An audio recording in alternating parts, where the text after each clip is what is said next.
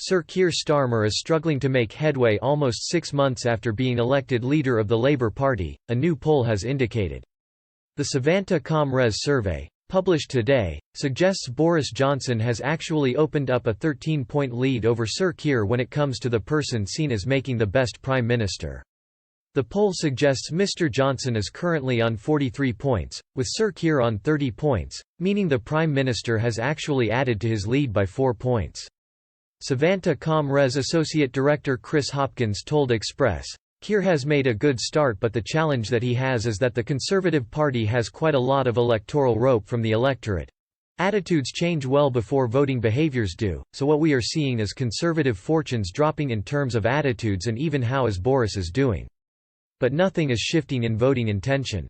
It goes to show how much capital the Tories have from the electorate. They can go from disaster to disaster, but people are not going to vote for the Labour Party yet." Sir Keir has not quite had that breakthrough yet where people know who he is. Everybody knows Boris, but not everybody knows Keir, so the key for him is getting his name out there. But when he does get his name out there, when he goes get his face out there, he really does have to have a positive impression. The poll also suggests Mr. Johnson's Conservatives have a 5-point lead over Labour, despite the fallout from the ongoing coronavirus pandemic. The Tories are on 42%, 1 point down on last month, while Labour are on 37%, unchanged.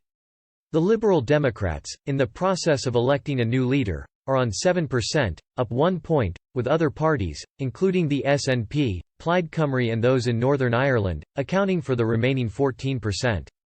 A Savanta.com spokesman explained, "This lack of movement in voting behaviour is offset by falls in favourability and approval.